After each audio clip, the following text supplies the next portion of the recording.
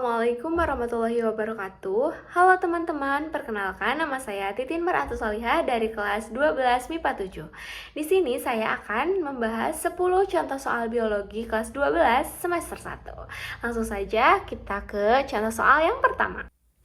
Nah, pada soal pertama yang ditanyakan adalah fungsi utama DNA dalam sel adalah A. Menghasilkan energi bagi sel, sedangkan energi dihasilkan oleh mitokondria melalui respirasi. Nah, untuk opsi B, menyimpan informasi genetik. Benar, karena DNA berperan sebagai penyimpan informasi genetik yang menentukan sifat organisme. Lanjut ke nomor 2. Yang ditanyakan adalah jenis RNA yang membawa kode genetik dari DNA ke ribosom adalah untuk opsi A, mRNA atau messenger RNA. Tugasnya membawa kode genetik dari DNA ke ribosom untuk proses translasi. Kemudian B, tRNA atau transfer RNA yang tugasnya membawa asam amino ke ribosom selama translasi.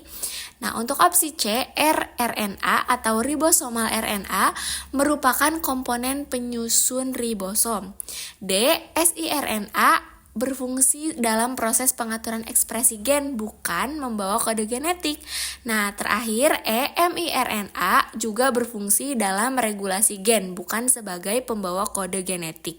Jadi, jawaban untuk nomor 2 adalah A atau mRNA. Lanjut ke nomor 3. Reaksi terang fotosintesis terjadi di bagian opsinya ada stroma. Stroma adalah tempat berlangsungnya reaksi gelap atau siklus Kelvin. Nah, B. Tilakoid. Reaksi terang terjadi di membran tilakoid yang mengandung klorofil untuk menangkap energi cahaya.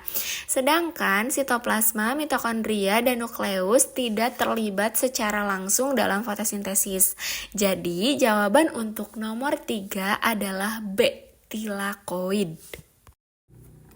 Nah, di nomor 4 ditanyakan produk utama dari reaksi terang fotosintesis adalah di opsinya ada glukosa, sedangkan glukosa dihasilkan pada reaksi gelap, bukan pada reaksi terang. Kemudian opsi B ada ATP dan NADPH. Nah, ATP dan NADPH ini dihasilkan pada reaksi terang yang kemudian digunakan dalam reaksi gelap. Kemudian ada opsi C, oksigen dan glukosa. Oksigen dihasilkan dalam reaksi terang, tetapi glukosa dihasilkan dalam reaksi gelap. Kemudian opsi D, karbon dioksida. Karbon dioksida digunakan dalam reaksi gelap, bukan dihasilkan. Nah, opsi terakhir ada air. Air dipecah dalam reaksi terang untuk menghasilkan oksigen, bukan produk akhir. Jadi jawaban untuk nomor 4 adalah opsi B, ATP dan NADPH. Lanjut pada nomor 5 ditanyakan salah satu contoh katabolisme adalah di sini ada opsi fotosintesis. Sedangkan fotosintesis adalah contoh dari anabolisme. Kemudian ada glikolisis. Nah, glikolisis ini adalah proses penguraian glukosa menjadi asam pirufat untuk menghasilkan energi, yang termasuk ke dalam katabolisme. Nah, untuk C ada sintesis protein. Sintesis protein ini termasuk anabolisme, ya, bukan katabolisme. Kemudian ada D, polimerisasi. Polimerisasi ini juga termasuk anabolisme, bukan katabolisme. Nah, untuk E, penyerapan air ini bukan termasuk proses metabolisme. Jadi, jawaban untuk nomor 5 adalah B atau glikolisis. Selanjutnya, pada nomor 6 ditanyakan hasil akhir respirasi aerob adalah A. ATP, oksigen, dan glukosa. Nah, oksigen dan glukosa adalah bahan baku dari respirasi, bukan hasil akhirnya. Kemudian pada opsi B ada glukosa, air, dan karbon dioksida. Sedangkan glukosa dipecah dalam respirasi, sehingga bukan termasuk hasil akhir. Nah, untuk opsi C ada ATP, air, dan karbon dioksida. Nah, respirasi aerob menghasilkan ATP atau energi air dari rantai transport elektron dan karbon dioksida dari siklus Krebs. Kemudian pada opsi D ada asam pirufat, air, dan ATP. Nah, sedangkan asam pirufat adalah hasil glikolisis yang merupakan tahap awal respirasi. Kemudian ada opsi E, NADPH, ATP, dan oksigen. Nah, sedangkan NADPH digunakan dalam fotosintesis bukan respirasi. Kemudian oksigen juga adalah bahan baku dalam respirasi, jadi bukan produk. Nah, kesimpulannya pada soal nomor 6 jawabannya adalah opsi C, yaitu ATP, air, dan karbon dioksida. Lanjut ke nomor 7. Pertanyaannya, DNA menggandakan diri melalui proses. Nah, opsinya ada A, transkripsi. Transkripsi adalah proses pembentukan RNA dari DNA. Kemudian ada B, translasi. Translasi adalah proses pembentukan protein dari mRNA. Kemudian ada C, replikasi. Nah, replikasi adalah proses penggandaan DNA untuk mempertahankan informasi genetik. Kemudian ada opsi D, rekombinasi. Rekombinasi adalah pertukaran segmen DNA antar kromosom. Yang terakhir ada E, denaturasi. Nah, sedangkan denaturasi adalah perubahan struktur protein atau DNA akibat suhu atau pH ekstrim.